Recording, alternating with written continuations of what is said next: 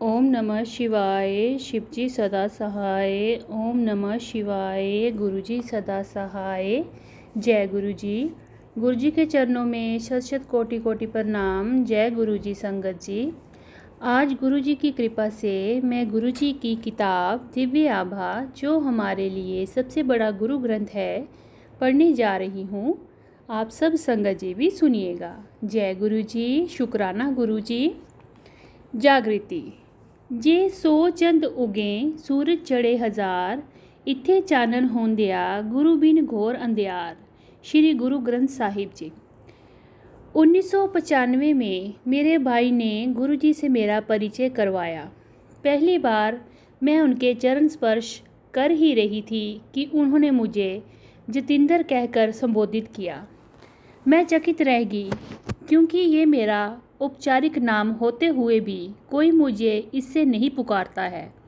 सब मेरे छोटे नाम से जोगा से मुझे संबोधित करते हैं, और मेरा ये औपचारिक नाम केवल मेरे घनिष्ठ परिवार वालों को ही पता है। मैंने इसे संजोग समझकर टाल दिया। जब मैं अगली बार गुरुजी से मिलने गई तो मुझे विश्वास था कि तर्क सिद्ध हो जाएगा। मैं जोग मुद्रा में अपने चक्षु बंद कर गुरुजी के सामने बैठी थी। अचानक मुझे प्रतीत हुआ कि मैं पृथ्वी से ऊपर उठकर वायु में तैर रही हूँ। संभवतः मेरे दोनों हाथ पृथ्वी को छूने के लिए किनारे आ गए और मुझे एक झटका लगा। जब मैंने गुरुजी को देखा तो वे मुस्कुरा रहे थे। मुझे आभास हुआ कि उन्होंने ही विश्वास जागृत करने के लिए ये किया था। आज तक मुझे वह वायु में तैरना याद है। 3 वर्ष की आयु से मुझे अस्थमा रहा था, और पिछले 30 वर्षों से मैं प्रतिदिन रोग की अवस्था के अनुरूप विभिन्न मात्रा से 5 से 30 मिलीग्राम तक स्टेरॉइड की गोलियां खाती आई थी। फलस्वरूप समस्याएं हो गई थीं। मेरी पाचन क्रिया अति क्षीण थी और उदर रोग एवं अन्य संबंधित रोग उत्पन्न हो गए थे। अस्थमा और स्पोंडिलोलिसिस के लिए अक्सर चिकित्सालय में समय व्यतीत करना पड़ता था। गुरुजी की संगत में आने के उपरांत धीरे धीरे मेरे सब रोग और तनाव समाप्त हो गए। प्रत्येक संगत में आकर मुझे और अधिक शांति मिलती थी। कुछ ही दिनों में गुरु कृपा से मैं अपने आप को सामान्य अनुभव करने लगी, और रोग का उपचार बिना किसी औषधियों या तप के हुआ। केवल लंगर और आस्था से मैं स्वस्थ हो रही थी। कुछ वर्ष पूर्व मेरे पति ने अपने अभिलेखन केंद्र के लिए कीमती स्विस मशीनें ली थीं। व्यवसाय में अड़चनें थीं और मशीनों की अति आवश्यकता थी, पर व्यावसायिक ध्वनि केंद्र के लिए उन्हें आयात करने में बहुत अधिक और जटिल नियम थे। अतः कठिनाइयाँ मुँह पसारे खड़ी थीं।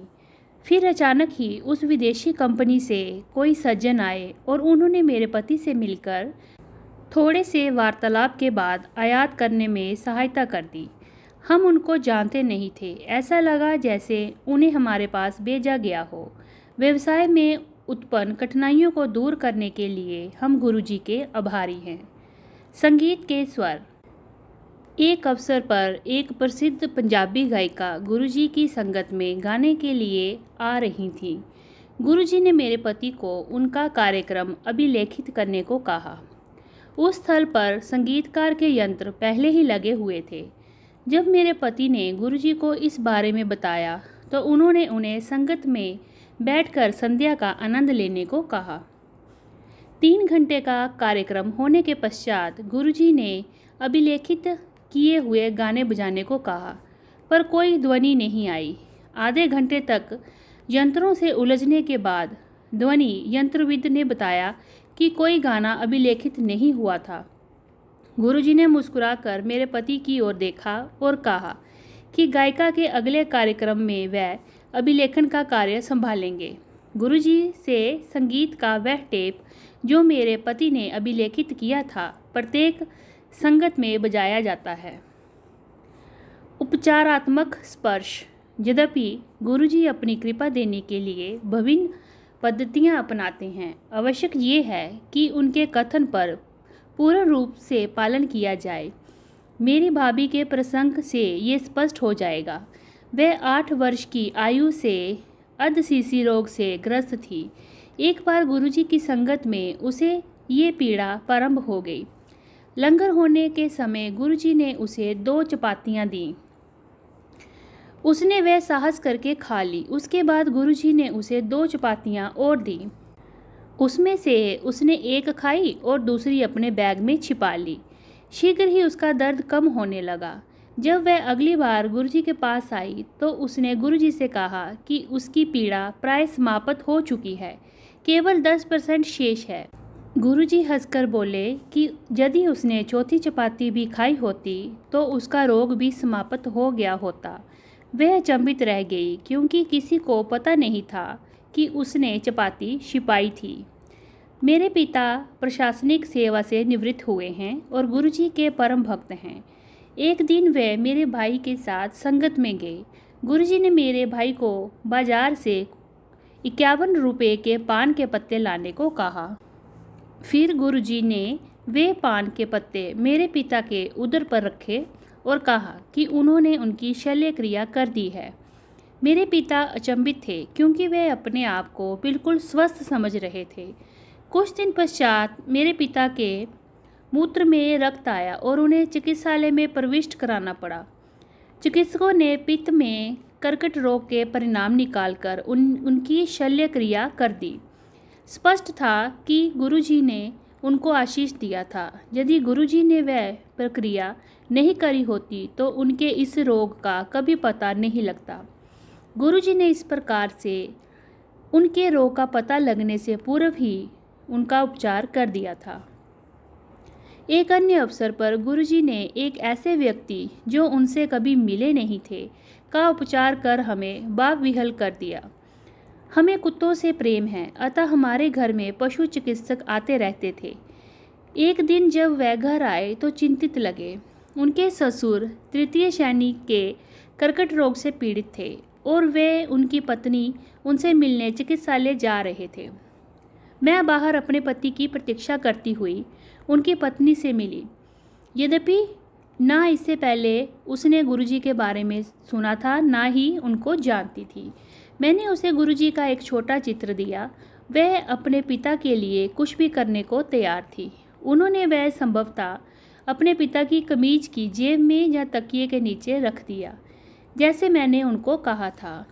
उस रात्रि उनके पिता की अवस्था बिगड़ी, पर अगले दिन उसमें आश्चर्यजनक सुधार आया और 4 दिन में वह चिकित्सालय से बाहर आ गए। ऐसा लगा कि किसी ने उनके रोग को खींचकर बाहर निकाल दिया था, क्योंकि उनकी पीठ पर एक गड्ढा सा बन गया था। हमारी खुशी का ठिकाना नहीं रहा जब वह संगत में आए। उनके ससुर ने जब मुझे धन्यवाद दिया तो मैंने उन्हें गुरुजी का धन्यवाद करने को कहा। मेरे अमरीकी बच्चे। पाठशाला में पढ़ते हुए मेरे बच्चों को गुरुजी अमरीकी कहकर पुकारते थे। हमें इसका कारण समझ नहीं आता था।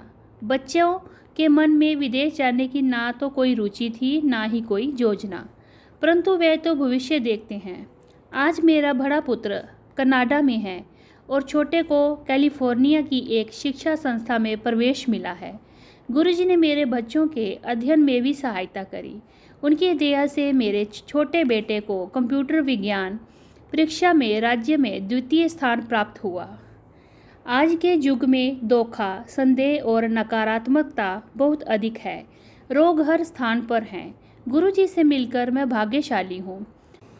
उन्होंने जीवन के कष्ट और समस्याएं दूर कर विश्वास, स्वास्थ्य और अध्यात्म दिया है। इससे हम जीव और परम की अति सुंदर विधियों को समझ पाए हैं। गुरुजी के अद्भुत भाव से प्रत्येक अनुयायी को उनके समक्ष विशिष्ट होने का आभास होता है और प्रत्येक दिन उनकी कृपाओं से परिपूर्ण होता है।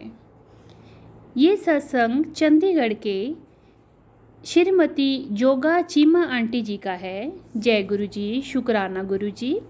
ओम नमः शिवाय, शिवजी सदा सहाय। ओम नमः शिवाय, गुरुजी सदा सहाय।